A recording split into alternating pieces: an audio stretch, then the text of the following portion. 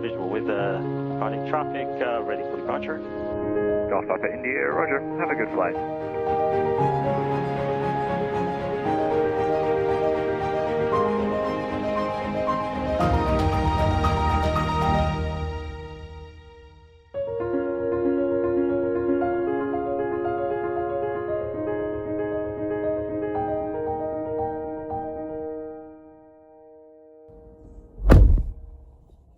Hi everyone, so thank you so much for joining me today. Today I wanted to do something a little bit different, a little bit special. It's the end of the year, it's December 2025.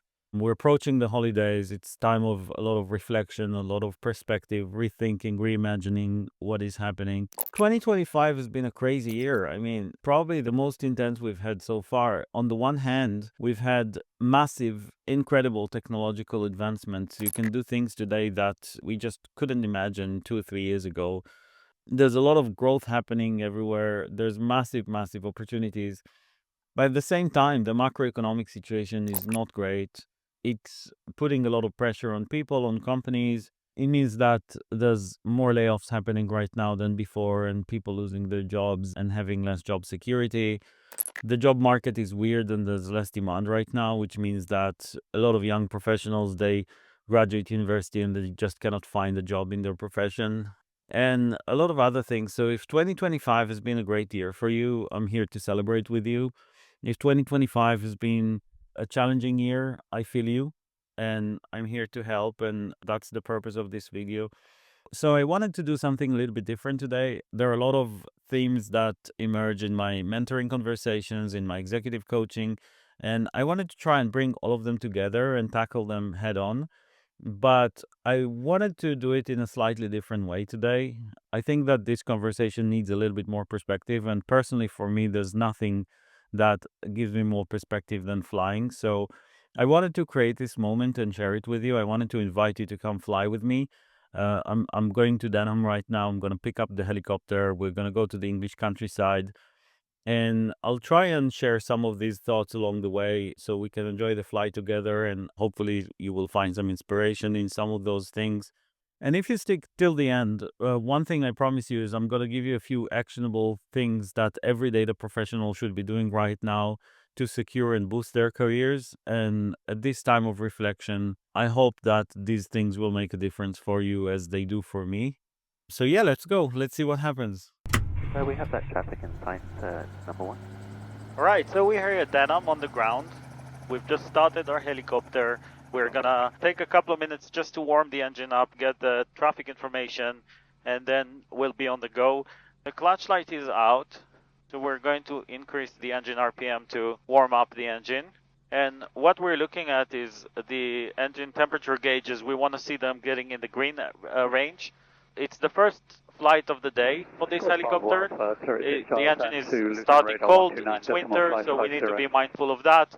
So we have to take it slow. Have a good flight.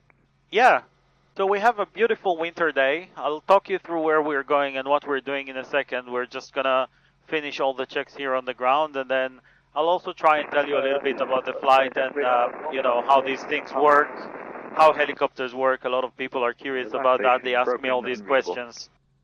Denham Radio, good morning, helicopter, Golf Mike X-Ray Papa India for airfield information and radio check. Golf Mike X-Ray Papa India, Denham Radio, runway 24 right hand, QNH 1018, readability 5. 24 right hand, 1018, and Golf Papa India, it's Robinson 44, VFR flight from Denham to a private landing site near Bryce Norton, one person on board, returning today. Captain's name, Meir. Golf Papa India, roger. Call lifting.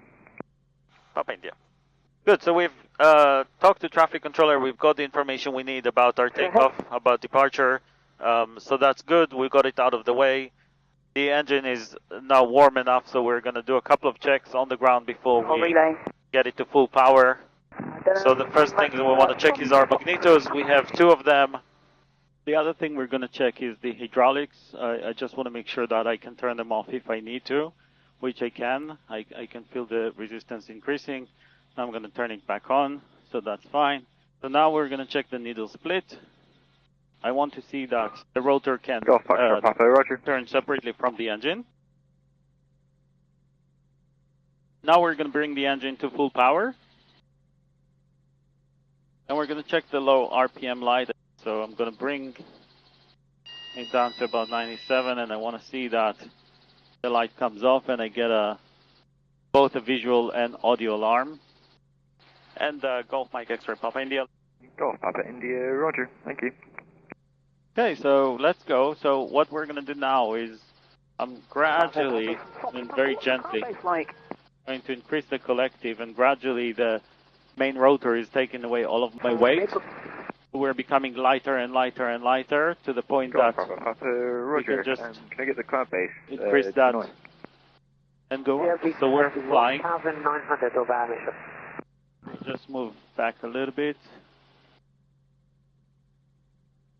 So this is amazing. I mean, we're just here flying in the air in a helicopter. Gorgeous winter day. Okay, so base seems clear. One aircraft departing. We're gonna go behind them. Golf Papa India visual with departing traffic, ready for departure. Golf Papa India, roger, there's a fixed wing on base as well, surface wind 180, 8 knots. Roger, Papa India, and we're lifting.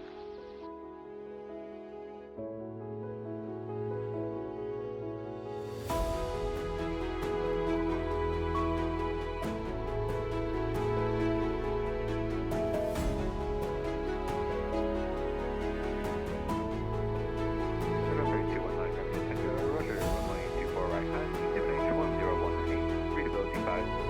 21 right hand, 1018, 79, Echo. Golf Papa Papa, surface wind 170, less than 5 knots. Golf Papa.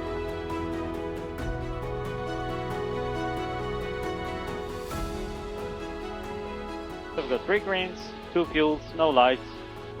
So looking very good. And Golf Papa India passing St. Giles 1000, requesting free call en route.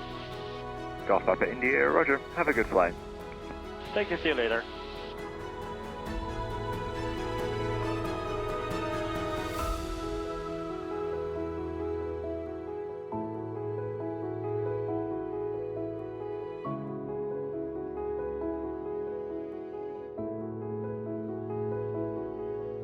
Alright, so just to give you an idea of what's happening, so we've just taken off of Denham and we're just flying over the Chilterns.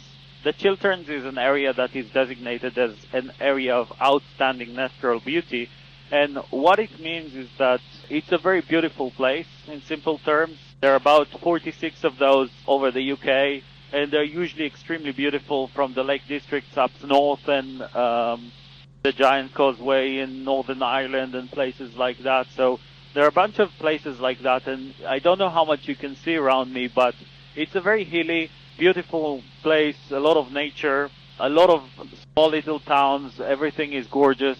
And I just want to say, if you live in the UK, or if you're traveling to the UK, it's really worth traveling to the English countryside and to explore these places. They're really hidden gems. There's so many things to do and see around here. It's just gorgeous. So we're passing the Chilterns right now, and we're going to fly northwest to another area of outstanding natural beauty that's called the Cotswolds. Again, it's amazing. It's beautiful. It's been my backyard for 2.5 years. We used to travel there a lot. We used to go to all these nice little villages and pubs and do a lot of hikes in nature. So I couldn't recommend it more. And we're going to fly there to a small little hotel. I'll talk you through more when we get there. Also, you can see that when we were in Denham on the ground, the sky were clear and it was just perfect, and we're passing an area of slightly lower clouds. It's nothing dangerous, but it's just amazing how much weather can change when you're flying like that and you travel distances. And I think sometimes when you're on the ground, you don't pay attention to these things because maybe it's not a factor, or maybe you're busy doing something else. But one of the things I really love about flying is how connected you are with nature and with everything that's happening around you. And I look around, I use landmarks here for navigation to orient myself and know where I am. I look at the weather, the clouds, everything is giving me clues as of to what is happening and what is about to happen later. So I just wanted to mention that because I think it's beautiful, and hopefully by the time we get to the hotel, it's going to be nice and clear and sunny again. But we'll find out when we get there. Okay, so as we continue with our flight, I just wanted to share 3 things that I wanted to talk about today. The first thing is dealing with uncertainty. There's a lot of uncertainty going on right now. There's a lot of stress and anxiety, so I want to share some thoughts about why this is happening and how to deal with it, or how I deal with it. The second thing is to share some things about my own personal journey and some tough decisions I needed to make in the past few years, because I think that we're all pretty much in a position where we need to make some tough decisions right now. So I thought maybe it will be useful for people to hear about some of my decisions, for example, how and why I left Meta and how I made those decisions, and it might help some of you as well. And lastly, I want to share some things that I think every data professional should do right now. The end of the year is coming. I'm thinking a lot about next year and some of the things I want to change, and I want to share some of my conclusions and some of my thoughts on that. While we're here, I just want to quickly show you something, because this is just beautiful. The sun rays are coming through here, through the clouds, and this is such a glorious picture. This is just incredible, and this is what I love about flying so much. It gives you such a unique and special perspective and point of view. This is absolutely gorgeous. I mean, what a beautiful day, and I can start seeing the sky coming out from the clouds again. So the clouds are breaking up, and this is really nice. I hope it will stay like that as we get to our destination, because this is just a glorious weather today.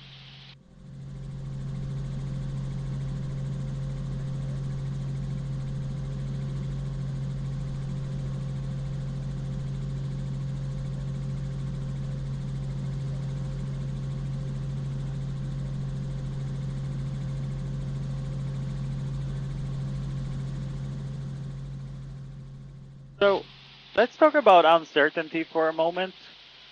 I posted about it recently. I think that there's a lot of uncertainty, there's a lot of stress, there's a lot of anxiety in our industry right now.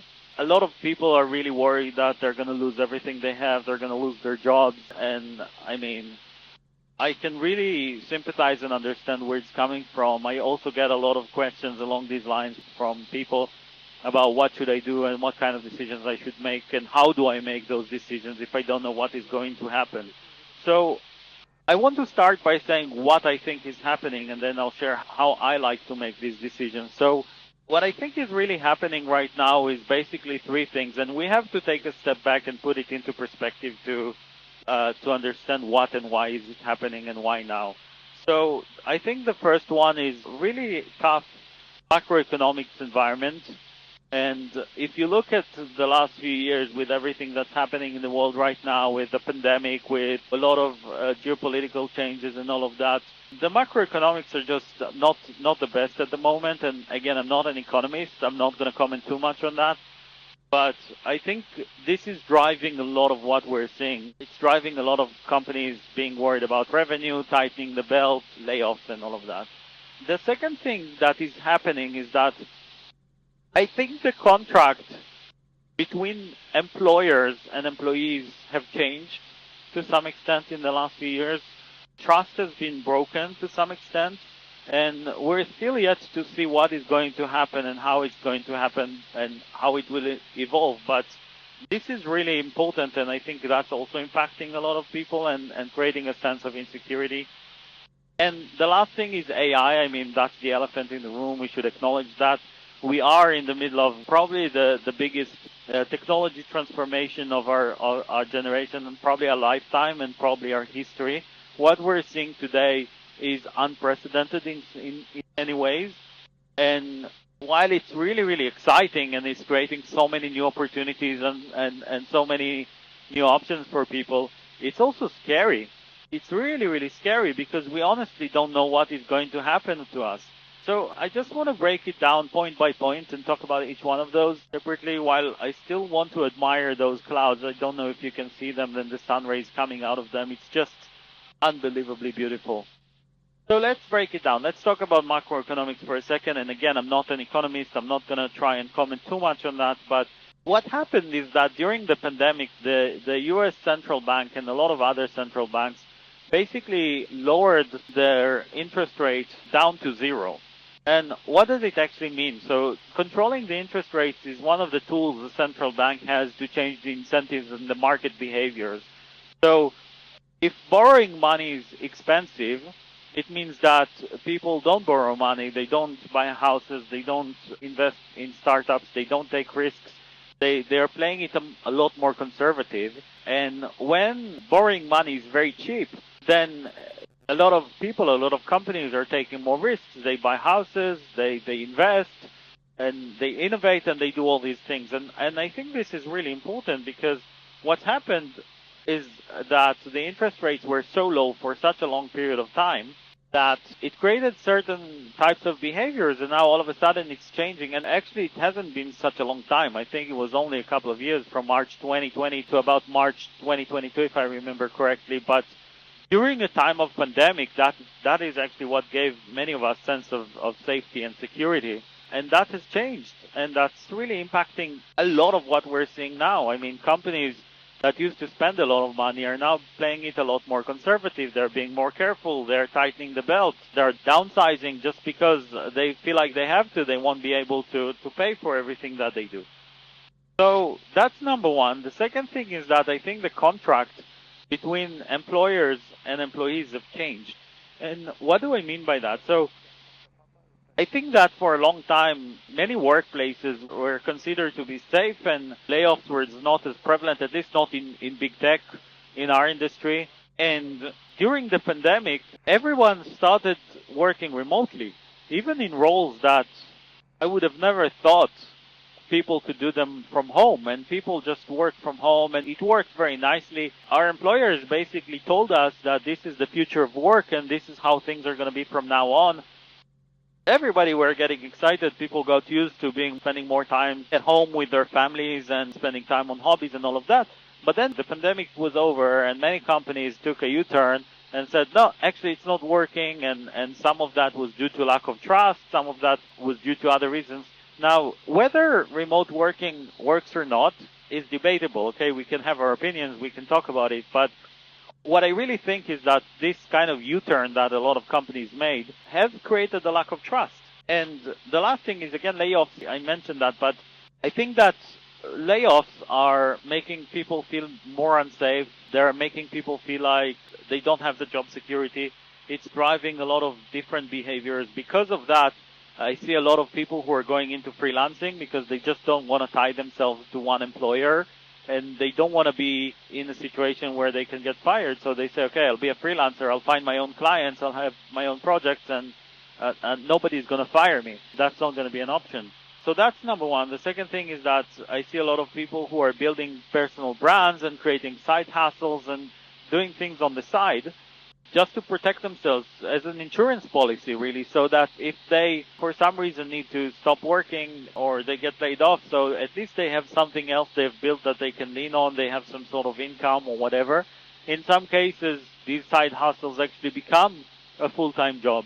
And the last thing is that I think employees in general are more suspicious and less trusting of their employers. The trust has eroded now. I want to talk about something that I've been thinking of for a long time. Like, why do we need companies at all? Like, it's a weird concept, right? What is a company? It's something I've been thinking about a lot, because it would have been easier if everybody were just freelancers, everybody have their own skill set, and everybody is able to do something, and we just use freelancers as and when we need them. But the reality is, it's just really, really impossible to manage, right? You need to create marketplace of freelancers, you need to sign contracts. Working with freelancers is really hard.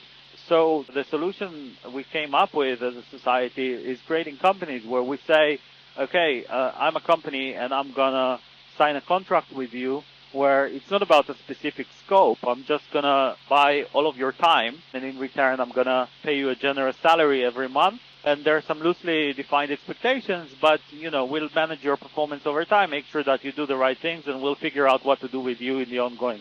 I don't know if that's the most efficient way of doing things, because it creates a lot of friction, a lot of need for alignment, and so on and so forth. But that's the best solution we have right now as a society. The last thing I wanted to mention right now is AI. And we have to acknowledge that this is the elephant in the room. What we're seeing is probably the most amazing technological advancement ever, and it's insane. We need to recognize that AI is here. It's probably here to stay. It is going to change our roles, the way we work, what we do. I mean, there's no way around it. At the same time, I think that we need to put it into perspective, right? I think that it's still overly hyped. And while what we're seeing now is amazing, I think that there is a big discrepancy between what people think or say AI can do for us versus what it's already doing. It's going to improve and change over time for sure, but I still don't think that people are going to lose their jobs. Now, the one thing I will say is that these things have happened in the past. So if we look at our, history, and we look for situations where these things have happened before, then there are some precedences. For example, when spreadsheets were invented, right? I think that before spreadsheets, in a lot of companies such as accounting firms, banks, insurance companies, etc., there were people whose job was, they were very good with numbers. They would add numbers up in their head, and they would be good with algebra and what have you. And I think that, a lot of the work of accountants was running number and crunching them and working with a calculator and that sort of stuff. But then spreadsheets came about. Does that mean that we don't need accountants anymore, or we don't need bankers? No, of course we need them. We need financial analysts. We need everybody. It's just that their job is different. There are some things like calculating a running total, which used to be a task that they needed to do, and now it's not even something they think about. They just put the numbers in a spreadsheet, and everything happens for them. So I think it's important to acknowledge that the work will change, and maybe we will not need as many people to do the jobs that we have today, but we'll certainly need people to do other jobs that will emerge that were not there before. If you think of the role of an accountant right now, I mean, I'm not an accountant, but it's probably more exciting because some basic and tedious things were taken away from you, and you don't have to think about them anymore. And what you can focus on is the bigger picture and building financial models, and you can look at larger amounts of data, amounts that were not possible before, and things like that. So that's what is happening. My guess is this is what will happen with AI one way or another, and it's just something that we need to be prepared for. So what do I do with uncertainty? So I think that uncertainty is part of life. There's no way around it. The one thing I like to do in these situations is to ask myself, what do I believe is always going to be true? And this is really important. The reason I think it's important is because there are some things that are timeless and will not change. And if this is our belief system, if this is what we think is going to be always true, then we can make better and more informed decisions. So here are the things that I personally believe right now, and this is what I believe is going to be true. Number one is our roles will change. The way we perform, our jobs will change. The job market will change, that's for sure. I think that technologies will change, so don't get too hooked on one specific tool or technology and things like that. At the same time, I think that there will always be a need for people who can create business value, and they can connect the dots between business need to technological solutions. That I think is always going to be needed. So if it's not by writing code, for example, then there will be other ways. But I think that these things will always be needed. The second thing is communication is still a big friction for humans and working together and collaboration. So this is another thing that I don't think is going away. And the third thing is, being creative. I mean, AI is great for repeating things that had been done before, but if you want to reinvent something, if you want to build something from scratch, you need to be creative. You need to think outside of the box. So I think these things will always be needed. And if you believe in that, and if you think, okay, that's what I think is going to be true, or if you figure out your own version of whatever you think is going to be true, then you can use that to make long-term decisions, right? You can align your decisions and everything you do right now with it so that it goes in the right direction. So even in a situation where still so many unknowns, and there's still so many parameters that we don't have and things that will change, well, at least we have some clarity about some things. That's how I personally deal with uncertainty right now, and figuring out my, long-term beliefs, I think is really helping me stay grounded and make sure that I do things that I believe are going to be beneficial for me in the long run. Okay, so we're approaching Oxford, and I just wanted to take a quick moment just to show you something. Oxford, I think, is one of the best cities in the world, one of the most beautiful cities in the world. I lived here for 2.5 years, and I just can't tell you how special this place is. But there's one thing I really love about Oxford. You know, it's very famous for its university, the University of Oxford, and the university is essentially the entire city. It's not like one place. The city is kind of built around the university, and there are a lot of colleges scattered around. And we're going to get to the city center in a moment. I hope that you would be able to see it because it's just amazing. And Oxford is a city that always gives me perspective because some of these colleges and some of these buildings have been around for over 800 years. And if you think about what these places have been through, they've been through wars, they've been through environmental disasters, and they're still here, they're still standing. And these buildings were here before me, they're going to be here a long time after me, and they carry traditions of hundreds of years. So I just think that, especially at turbulent times like that, if we look for things that are constant and that remind us that no matter what is going to happen and what's coming, and there can be good times and bad times, but in the end everything is going to be fine and things will get better.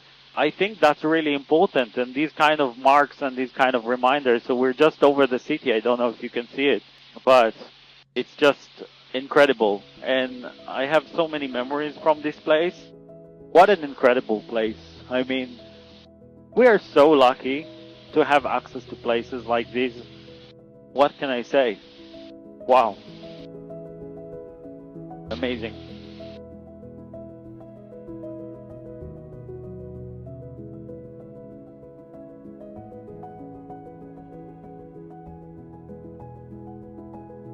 It's just magnificent.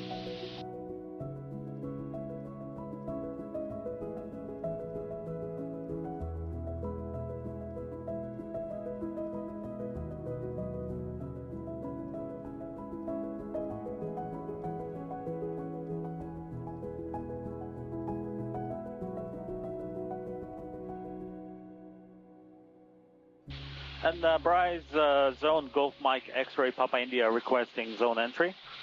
Station calling remain outside controlled airspace, standby. Remain outside controlled airspace, Golf Papa India.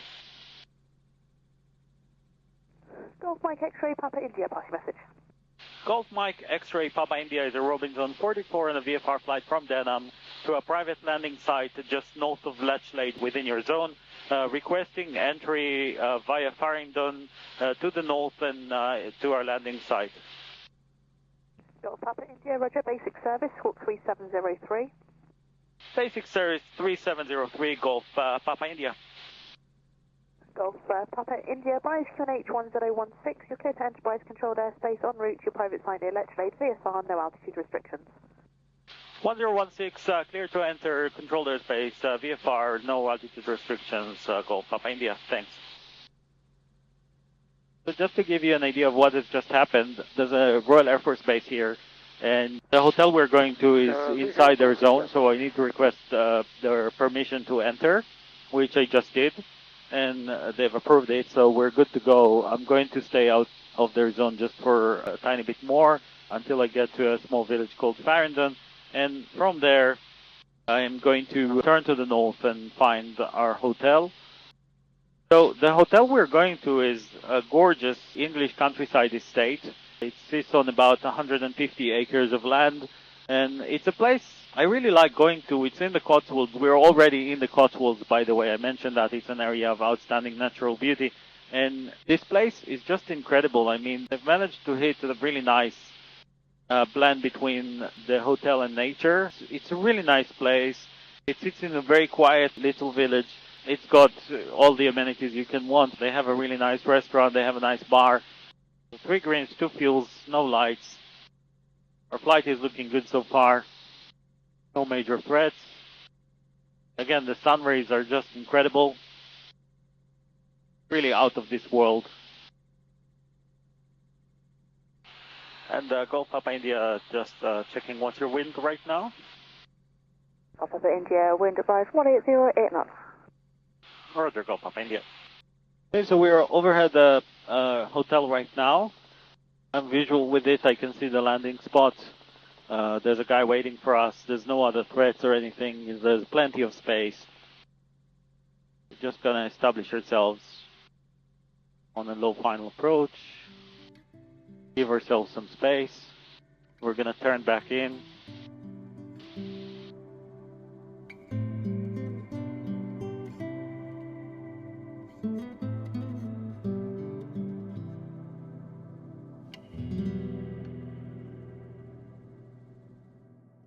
Golf Papa India, request where your site is, please. And go Papa India, we're descending now for landing. Golf Papa India, roger.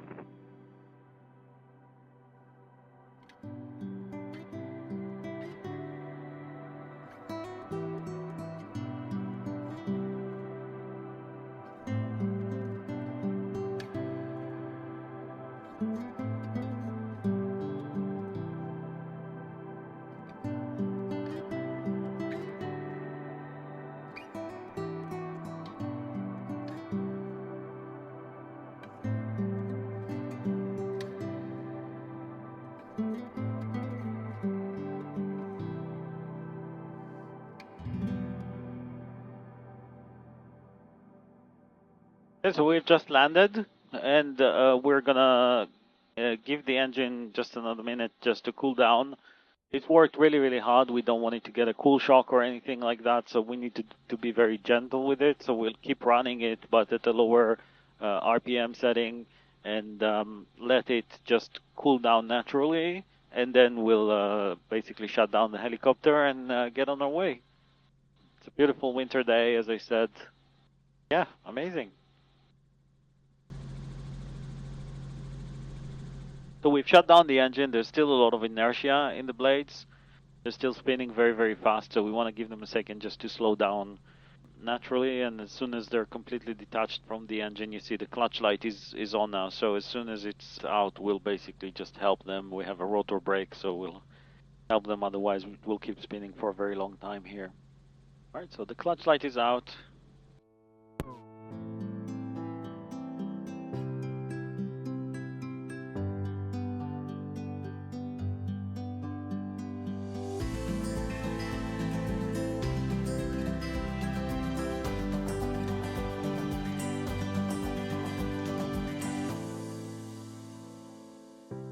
So guys, we've just landed, and I just wanted to take a moment just to show you around this place and what an incredible place that is.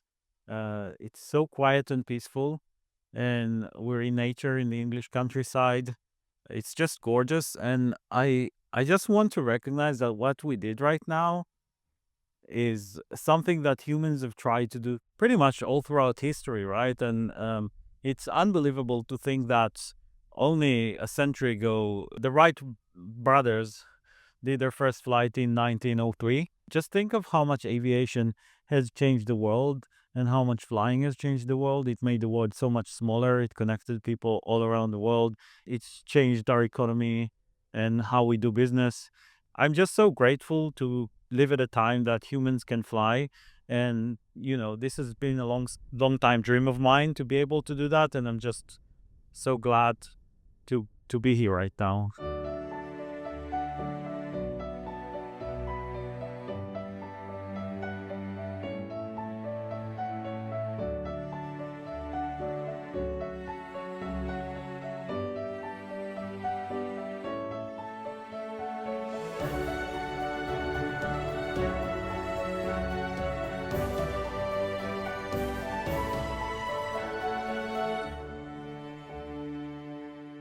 So we're just about to go. We've pre-flighted the helicopter. Everything is ready. We're going to be on our way soon. I just thought it might be interesting to take a couple of minutes just to look at how this machine actually works and how this marvel of aviation gets us flying. And it's interesting because for thousands of years, humans have tried to mimic birds, creating wings and trying to wave them to get flying up in the air. And it took about 2,000 or 3,000 years before they realized that actually the wings just need a lot of air flowing on them. And if they have the right shape, they can generate lift. So we don't have to try and mimic what birds do. And this is how airplane wings work. And for airplanes to get airborne, they just need a lot of air flowing on their wings. And we generate that by propelling the airplane forward using the engines. So the engines push us forward, and then we have a lot of airflow on our wings, which generates lift. With a helicopter, it works a little bit different because this is the main rotor, and these are actually our wings. And what we do is, instead of us moving forward, we just keep rotating them at a very high speed. And as long as the rotor blades rotate at a very high speed, small changes of the angle of attack basically generate lift, and we can also direct the lift in whatever direction we want, which means that we can go whichever way we want. And that's the beauty of this machine at a very high level. And then you've probably noticed that we have a very long tail section. The reason we need this tail section and the tail rotor is because of Newton's third law. So every action has an opposite counter reaction. So when we try to rotate this main rotor up here, the main rotor is trying to rotate us. And to counteract this motion, we need something that will push us in the other direction. And that's where the tail rotor comes very handy. And that's what it does. So yeah, I just wanted to show that to you in case you haven't had a chance to get up close with a helicopter like that. I think honestly it's the most beautiful form of flying, and I couldn't recommend it more. And if you're curious and if you can, just go and have an introductory flight with an instructor, get your hands on one, try to fly it, even once, just to have the feeling of what it is like to have absolute freedom. I think it's going to be very exciting. Okay, so let's get going again.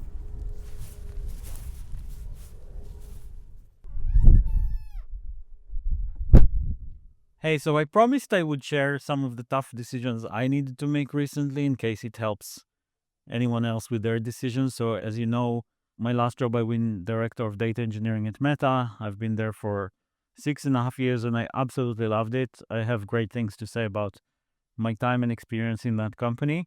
But there were 3 things that sort of made me ask myself the tough questions. The first one is that I've been getting a lot of job offers all the time, and none of them just seemed relevant to me. And I never considered any of them. And until at some point I asked myself, wait, is that it? Is that what the end of my career looks like? Is that the last job I'll ever have because nothing else seems relevant? So that's been on my mind, but again, it wasn't a big thing. So in 2023, 2 more things happened. I was just getting my pilot license, and one of my instructors, he was a huge inspiration for me, was a medical doctor, and he was working in his clinic 3 days a week and flight instructing 2 days a week. And he said, Shahar, being a doctor is my job, and that's what I do for a living, but my passion is flying. And he just found a brilliant way to combine his love and passion with his job. And I had an amazing job. It was a very high paying job. I didn't have to think twice about getting a helicopter license. I was very fortunate, but I just never had time. And this was a huge revelation for me because I realized that in life you don't just have to be one thing. You can be more than one thing. And it really opened my eyes. And then in January 2023, I got back from New Year's to the very unfortunate news that one of my data engineers in the US, she passed away. Unfortunately, she was involved in an accident, and it was absolutely terrible. It really shocked me because she was so young and she did all the right things, and she was living in the US. She got a degree from good university. She got a job at Meta. That was her first job after university as a data engineer. She was very successful. But, I just realized things, I don't want to sound morbid or anything, but we don't know what's going to happen and what's around the corner for us. I'd been taught how to live my life by, by society, by my parents, by everyone. And the way I'd been taught how to live my life was, you work hard, you build financial foundations, you retire at the age of 65 or 70, or maybe you retire early, and then you start living your life. And I thought, okay, that's not good enough. I want to live my life now. I don't want to wait. And I think those 3 things coming together all brought me to the conclusion that I really need to make the tough choice and I need to leave and try something different. And I need to figure out a way to live the life that I want. I speak to a lot of people who don't live the life they want to have. They live up to somebody else's expectations. They don't do what they want in life. And I just wanted to say that, first of all, you can be more than one thing in life and you can find your own way. There's always more than one way to do things. And also, life is just too fucking short to waste them doing the things that you don't love and you don't want. So I wanted to share that here. Hopefully, it will inspire you to think of different ways you can live your life, like it inspired me. And this is the time to make some tough decisions. Let's go.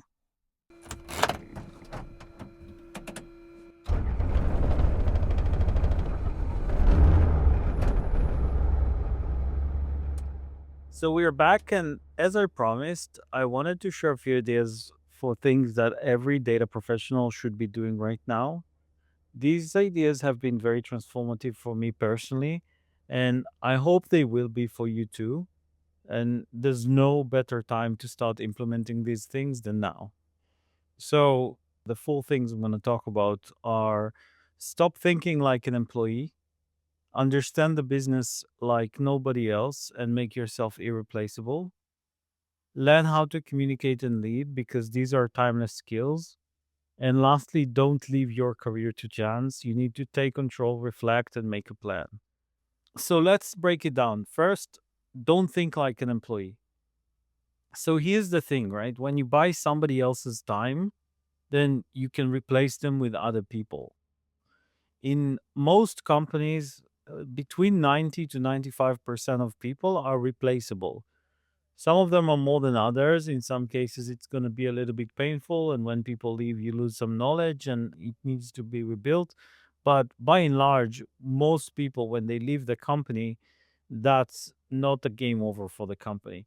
But then you got these 5 to 10% of people who are just unreplaceable. They create tremendous value. And if they leave or when they leave, it's extremely painful. And in some cases, it's even more than that for the company. If you're a service provider and you just get tasks on Jira and execute on them, you will be replaced by AI before you know it. And if you leave the company, somebody else will just do these tasks. That's not a problem. So if you want to secure your position, you need to have something nobody else can have, some sort of unique advantage or something that for others would be extremely difficult to replicate or build. And there are many things like that, but the most important one in my mind is business context. So I honestly cannot stress it enough. If you understand the business better than everybody else, you will be irreplaceable. Thinking like a business leader to me and not like an employee means that you understand the business and you are able to translate business ideas and challenges into technological solutions. And if you can do that, then you're going to win this game. To managers, I will also say that you need to be extremely mindful of the career danger zone. I've posted about it several times this year. I'll leave a link to the post in the description. It's a very tricky stage in every manager's career that they need to navigate, and this is essentially where managers kill their own careers in their own hands and make themselves unrecruitable. So that was point number one: stop thinking like an employee. The second point is communication and leadership. So you need to be an extremely good communicator and leader, someone who can collaborate with anyone, someone who can simplify concepts and explain them in simple terms, someone that people want to listen to. If you don't have a seat at the table, and if you're not treated like a first class citizen with your peers or your partners, it's because you haven't earned that position. It's sad, but it's true. You need to invest in those skills to elevate your game. And if you want to understand the importance of leadership, watch my video that's called Why Data Professionals Must Lead or Fail. I'm going to leave a link to that one in the description as well. The next point is don't leave your career to chance. We're approaching the end of 2025, and I personally take a lot of time right now to reflect and think about the future of my business, of my career, of what I do. And I make some decisions and I follow them. And I think every data professional should be doing this. We all need to be intentional and make decisions. We need to see what works for us and what doesn't work for us and make some decisions and own that. Because if you don't own your journey, nobody else will own it for you. Just remember that being in your comfort zone is not where you grow. The only way you can grow is get out of your comfort zone and then try things that you hadn't tried before. I actually want to take a moment just to share another free resource that is my career unblocking mini course. If you haven't tried it already, then I would recommend that. I've been growing and mentoring data professionals for over 20 years now, all the way from interns to senior executives. I've identified the patterns and key reasons why data professionals get stuck in their career and created a short mini course that will help you correct that and get outside of your comfort zone. In short, it's a 5-week course. You get an email once a week with a concept that explains one of the reasons why data professionals get blocked, an exercise that is designed to push you out of your comfort zone, things like working with leadership, building relationships, understanding the business, and so on, and then a resource that helps you perform this exercise. So I'm not going to talk about it too much. If you're interested to learn more about this, I'm still giving it for free for now, but I'm probably going to change that soon. So be quick if you still want to join. Hopefully, it's going to be available. The link in the description of this video. So check it out. And I hope you like it because the feedbacks I'm getting on this are great. So right before we get to the end of the flight, I just wanted to say that this video has been very special for me. I tried to create a special moment here, and I hope it was special for you as well, both insightful and enjoyable. And I hope that it made you think. Please, please, please let me know your thoughts in the comments below. If you have any questions, if there's anything I haven't talked about and you would like to hear more, I really want to hear from you. And especially, I would love to know if you think that this is a good format and you want to see more videos like that.